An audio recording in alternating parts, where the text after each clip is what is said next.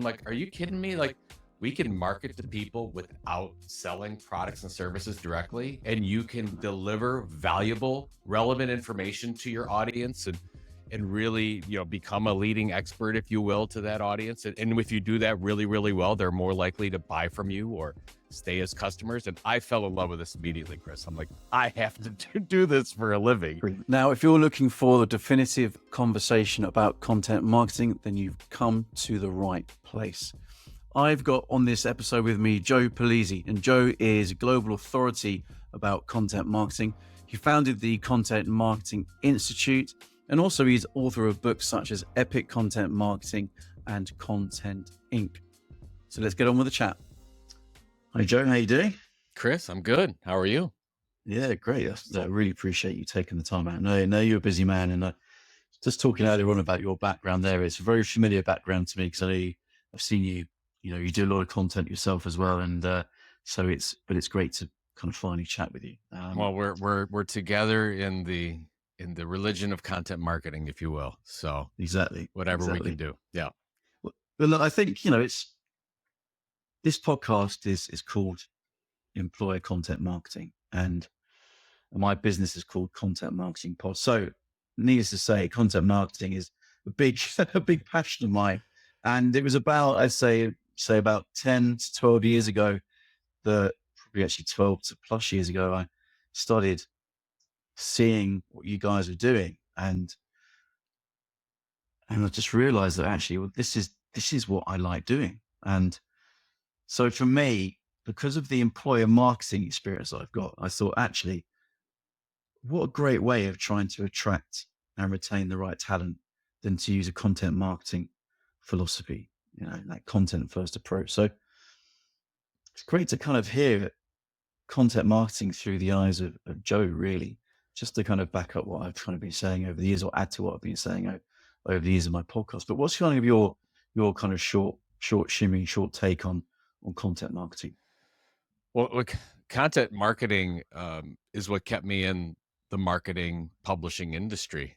I started in late 90s. So it's been a long time ago as we got started. And I was lucky enough to find myself in a publishing company, B2B publishing company, but also a department called Custom Media. It was Penton Custom Media, which is essentially content marketing services division. At the time, I didn't know this was a thing. I'm like, are you kidding me? Like, we can market to people without selling products and services directly, and you can deliver valuable, relevant information to your audience and really, become a leading expert, if you will, to that audience. And if you do that really, really well, they're more likely to buy from you or stay as customers. And I fell in love with this immediately, Chris. I'm like, I have to do this for a living. And I've been blessed to be able to do that for 25 years now. I think that when you talk about just the employer side, I think all the intangible things that you talk about keeping employees longer, recruitment, employee morale, those are the best outputs, if you will, of content marketing. I mean, generally what we normally do is you talk about content marketing and say, okay, we're trying to sell more products and services. So how are we going to do that? We're going to target this audience. We're going to deliver this insightful information to them over a long period of time. We'll do it with a blog or a newsletter, or webinar series, event, Instagram, TikTok, whatever you choose, right? We're going to do that over a long period of time. We'll measure it. And hopefully, if we do that really, really well, they're more likely to buy from us. Great. We've seen great case studies, thankfully, because when I started, there were none. So now, we started from sort of Red Bull as being one of those early disciples of content marketing, and now you see just about every company doing it. But the first and foremost, if you just looked at it for internal reasons, it's so powerful. If you just think about little things like, oh my, I got to put out this job description. How do I find people who already know what we do that want to apply? How do we take our employees and make them maybe well, first of all, employees are the most important marketing engine in a company. I think people forget that. So nothing else is that. Right, Yeah, exactly. absolutely. Yeah, because but we're not, most enterprises aren't set up that way. You've when you, let's say you're going to hire somebody, you don't naturally think, oh, are we leveraging our employees to find, I mean, we've got referral fees and things like that. And I don't know how you do it in London, but you see that a lot. It's like, oh, we'll give you a bonus if you go send this out to your friends. It Mm, shouldn't be thought of that way. It should be a natural progression. Because if we say we've got our employees that are sharing our content and information on an ongoing basis. We're training and teaching our employees how to build their own audiences because we know how important they are. Then it just becomes natural. Then when the job opening happens, you get so many people filling out that application that you don't even know what to do. You're like, oh my God, because you are loved, and yeah. your employees, you've got high morale because your employees are sharing this. And I think that that's where I think you've seen the struggle. I've certainly seen it, where how do we make this a natural part of the organization, so we're not just, oh, okay, it's time to find some new talent, how do we do Mm, this? So that's where I think we're still, I mean, I think a lot of organizations have structured content marketing as part of the marketing or communications department. Still, in a lot of cases, it's set outside. That's okay. We're getting there, but on the HR side, on the employee side, on the morale side, on the recruitment side, I think it's still quite new. very early days. I mean, employer branding, to give a, I think it's the broadest category description we have for, you know, for the space. And, it's still relatively in its infancy. I feel like it's, early 90s employer branding. Simon Barrow kind of created the concept of employer branding off the back of brand management. He calls it employer brand management. And that's a Mhm. whole other episode talking about the difference between employer branding and employer brand management. But we now kind of get into this third phase, I think, of employer branding, where there are job titles with that type, with that in there. There are teams with that in there. There are now people in the organization, certainly leadership, that understand that there needs to be some sort of investment in it. But so I think adding content marketing principles to that kind of maturity of employer branding, I think is I think really exciting.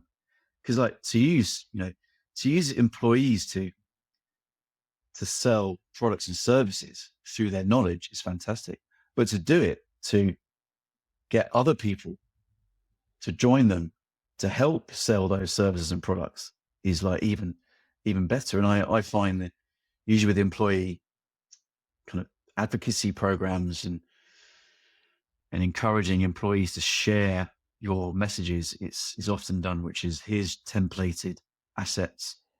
Now please share it. But if you get people involved in actually co-producing that content together by doing a podcast episode or by running an event where they get to talk about, yes, their employee stories, great, but more particularly their opinion about things. Their opinion ultimately helps sell the service or product. Their opinion is based on experience, and then that's extremely valuable to me, I think. I mean, if you're doing any content project, the fir naturally, we might say, okay, how do we find an editor or a content producer to work on this? Which is fine. You can go outside and find a lot of experts. But theoretically, your company already has that expertise, right? You create the products and services in this industry. You Yeah. should be the expert. If you are the expert, you've got amazing, let's just say, engineers or Mm, plant managers or whatever industry that you're in, you have the experts. So why not, when you set up this blog or video series, that you bring those people to the table? I think one of the missing functions has always been, especially when a lot of the things you talk about in the United States is sort of over um, the human resources department takes a role in this in some way, but human resources is rarely at all ever invited in a marketing meeting, barely ever seen it. So marketing's never gone out and talked to HR, and HR's never talked to marketing. That's a big problem. That's a big disconnect. So if you're listening to this and you're like, "Oh, I can't get this thing going," you really have to put these small teams together and say, "Hey, look, this is what I'm trying to do." And you know what? Marketing people will love it. They'll absolutely mm, say, "You're right. We'd love to get employees more involved. We'd love to do this. It makes our job easier." You can all set up some KPIs, key performance indicators, to say, mm. "Okay, how are you going to win on this, HR? How are you going to win on this, marketing? Let's figure this thing out."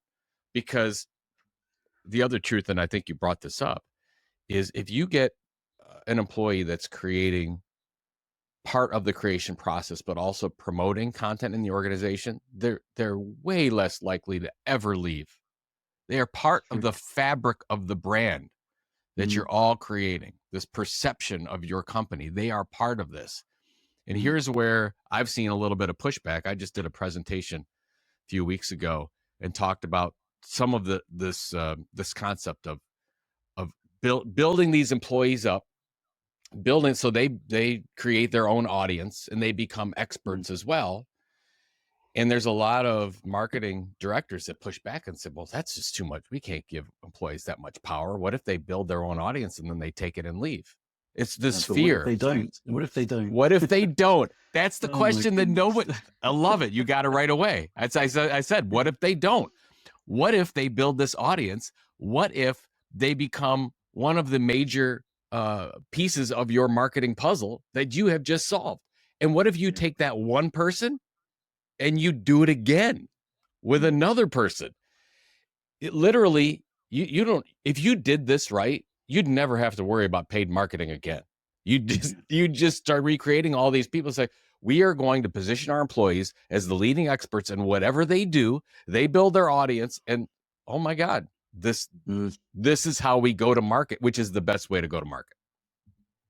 So what you talk about is reminds me, and I've said it a few times on the podcast, is kind of we're going into Dan Pink drive territory here, and his the truth, the surprising truth about what motivates people. That's a great book, and he talks about purpose, autonomy, and mastery. And giving people the chance to actually realize they know their stuff and are experts is fantastic because they don't always get told it, and they Mhm. maybe even doubt it themselves. You're definitely giving them kind of autonomy to kind of take control over that piece themselves, albeit having help by somebody to help craft that content, even if it's just turning up to talk to somebody and that Right. content being captured. It adds so much more value than there is a place for well-crafted ads, no doubt about it, Sure. to really position what that organization stands for, but add this content on top of it, and I think it's a really exciting opportunity for sure. Is it engagement-wise, employee engagement-wise, but also when someone sees that content, they go, yeah, you know what, I've seen a lot of what they do, and I've heard a number of their people talking, and yeah, I can vibe with them. I get that. And that vibe thing, some people don't like the term, but I like it. That vibe you get with somebody, like any relationship, is really, really powerful.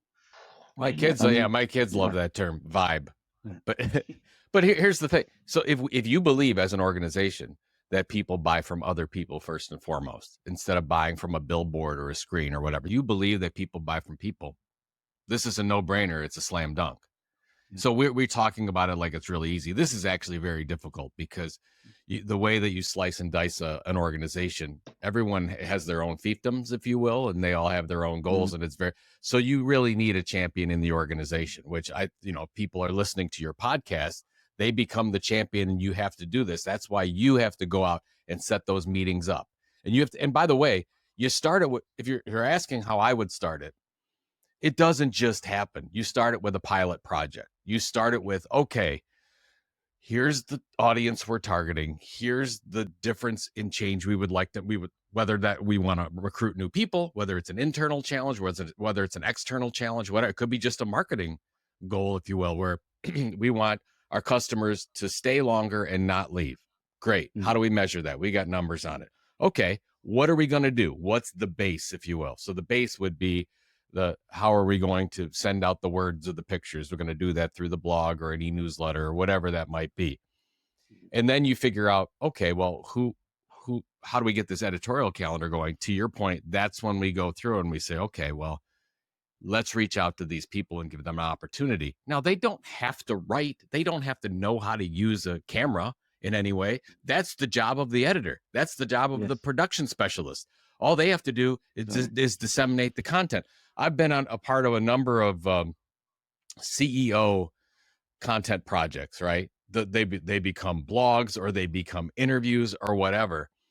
And I've talked to a lot of my so they a lot of marketing folks I work with. Hey, my CEO can't write. Well, don't don't your CEO is supposed to lead and provide strategy and do other things besides. Don't say, "Oh, you have to write this." It'll never happen, and it won't. If it It's does happen, it true. won't be good. Yeah. So how are they comfortable disseminating the information? Are do they talk on a phone or do they type it into an email? Or maybe if Mhm. you just sit down with them and do a Q&A, however you need to extract the information, you figure out how your audience is best suited to extract that information, and then you get Yeah. it. So Yeah. so make it easy. So if you have your list of 10 to 12 to 15 to 20 employees that are going to be part of this project, great. You get that information however you can. Then you also find out how they're most comfortable disseminating that information. So you Mm. don't say everybody's going to get on LinkedIn and you're going to put a post out every Thursday. No, these are human beings. They all have their own ways of communicating. Is somebody Mm. really good at Instagram? Is somebody really good at on Reddit? Like, I don't know. Do a little research as to what they're using for their preferred distribution mechanisms and customize something. It doesn't take as long as you think. It's a really quick No. conversation. How do you are you on social media? Are you on LinkedIn? Are you ask them some of those questions? And then everyone has their own little customized distribution schedule and it works brilliantly, but everyone always just dictates this is how you're going to share. That's no fun. Everyone can Mm. share differently. And yeah, it's a little bit different measurement equation, but so what? If it works, Yeah. you'll do the extra work. It's very true. And often the please write a blog post is something that's seen so much Yeah, in the business world, isn't it? And it's like, it's on the to-do list. It's like, I need to get around to doing it. And it never happens. And you say, never oh, it's happens. not very good. And there aren't that many examples of, people lead organizations that write fantastic blog posts. But yeah, there's, as you're absolutely right. There's so many opportunities there. I mean, this is kind of, you kind of touched on some of the takeaways, already, which is great. The piloting thing, I think absolutely is like, yeah, so true. And I find in particular that's great when it comes to, if you can help the most stressed hiring manager in the organization by using this pilot, then that's a great win for you in the organization, because then you've got that case study, haven't you, to then scale it and spread it around the organization. Mhm. But this, I read your, well, Audible's your Content Inc. Book, which is fantastic. And she talks about taking the content first approach. And this is, of course, what we've been talking about today. What else?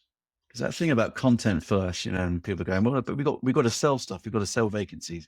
We've got to promote this as a place to work. So therefore, we've got to have sales messages. What other advice would you give anybody who's wanting to go, going, I love the idea of a content first approach. What can they do to really start to, I suppose, drive that more in an organization, in where people might be going, but what about the sales messages? Well, I think the other thing besides content first is I like to push the minimalist approach, if you will. If you go into an organization, um, doesn't matter, B2B, B2C, nonprofit, and look at what they're doing, they're all doing lots of things in lots of channels, mediocre at best, Mm. boiling the ocean with their content message, and it's really not doing anything. If you look at 90% of content marketing programs in enterprises around the world, it's that.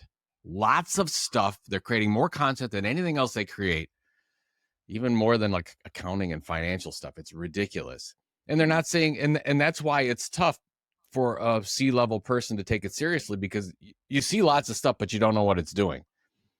Mm. And so what I would recommend is, and that's why I love the idea of calling things pilot, because it's not a long-term commitment, and the C-level is willing to say, we'll put a budget to this for a short period of time because it's a pilot. They feel good Yeah. about it. Let's test it. It feels good.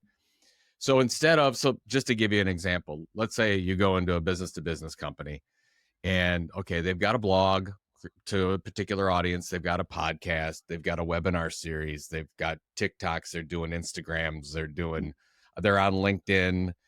and 17 other things. Generally, the average mid-sized large enterprise has between 10 and 13 tactics that they're pushing out to a particular audience. That's according to Content Marketing Institute.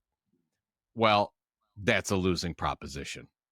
So because you can't be great at any of those things, you'll get lost. So how we need to be the leading expert in something, focus our time and be amazing at those things because there's just too much competition out there in everything. You're going to get lost. How do you cut through all that clutter? You cut through all that clutter and focus on, I'm going to be great at one or two things. It doesn't mean that you can't test and distribute things out in those other channels, but I want you to focus on being the best at having the leading podcast in your industry and having the go-to email newsletter for your industry. And that's it. You know what? If you did that well, you wouldn't have to do anything else. That would be enough. And I think, and that's why I guess I want to give permission to content marketing leaders to kill things, to say, you have, in order to do those two things amazingly well and be the leading expert in your industry for a podcast and a newsletter, you have to get rid of the research program. You have to get rid of the roadshow. You have to get rid of some of these other things and move those resources over where you can be amazing at one or two things. And you've seen that. And by the way, this is how media companies evolve. If you look at the greatest media companies on the planet, they started by doing one thing really well first. Whether Financial Times started with being the best at this newspaper, Huffington Post was a blog, Red Bull was a magazine, Red Bulletin magazine. That's how they started. YouTubers now. Exactly. Mr. Beast. Oh my God, yeah. Just YouTube and figured out. Started in 2012. All he did was, I'm going to understand this platform and my message and my audience better than anyone else. So that's the one thing.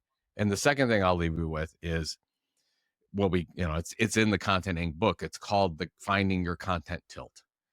How do you find an area of differentiation that cuts through all the clutter?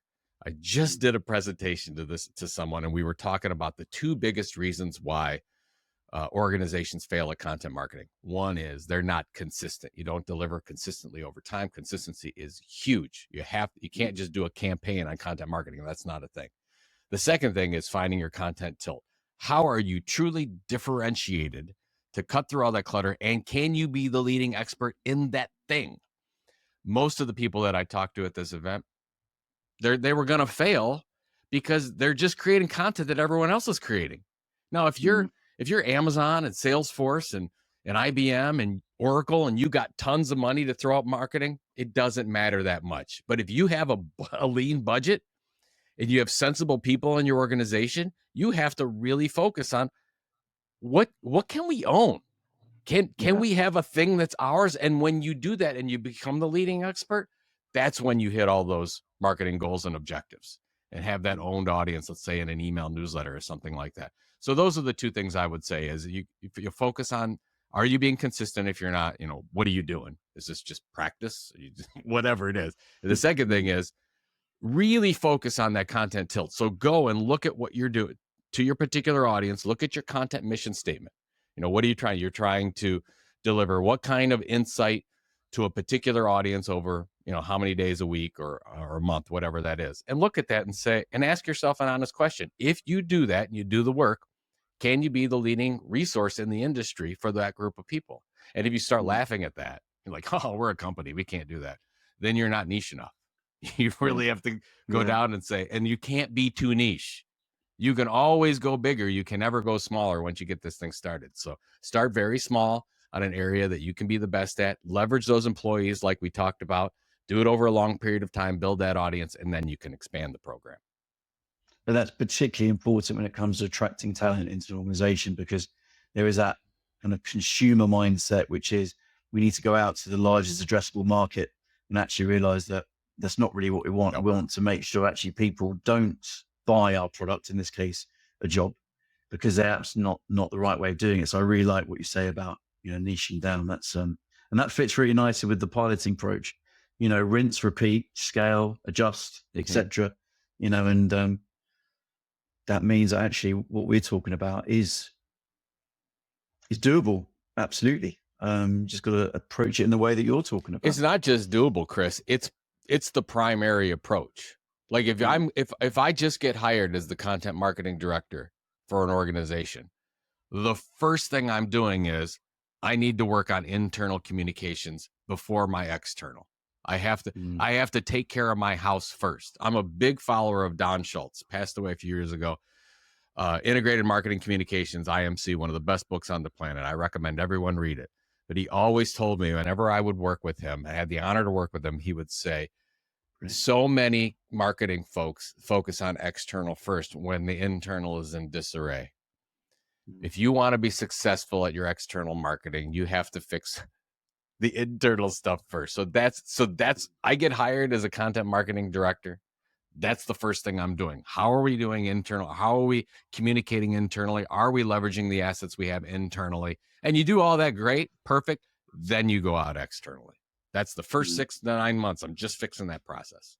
Oh, look, brilliant. So we could chat for a lot longer, but I think that there's plenty there. You know, it's I'll drop links into the description so people can have a look a bit more about what we're talking about. And I really appreciate it. It's been great chatting. And, Chris, yeah. anytime. I mean, we're all in this together. And it's so funny. Now, this is now, if you say, well, content marketing as a thing has been around hundreds of years. So it's not a new thing, whether it Mm, was print books by Benjamin Franklin and on to Red Bull yeah. examples. But we're still very new, a very new, shiny thing that a lot of people don't understand the pieces and parts of it. So the more that you and I can get out there and talk about this stuff, the better. And at least the great Brilliant. news is now I mean, when I started this thing, the content marketing departments they were called custom publishing departments or corporate Oh, yes. communications Yeah. groups or the custom magazine group. And they had a little department that was way off to the side in the organization and no one knew they existed.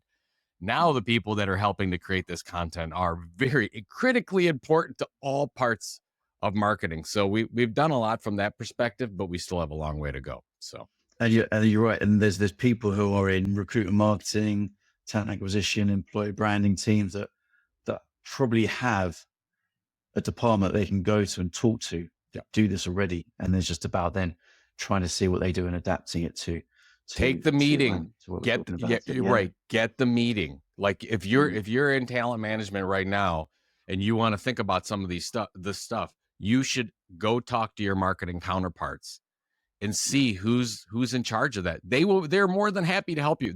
They're struggling with their jobs as well. They want more budget as well. They want to work with Mm, you on this. But I think there's that line that a lot of people won't cross, and we've got to figure out how we get these teams together and talking and communicating. well, yeah, let's cross it. Definitely. Thanks very much. Really Thanks, Chris. appreciate it. And have a good rest of the day. You too. Thanks.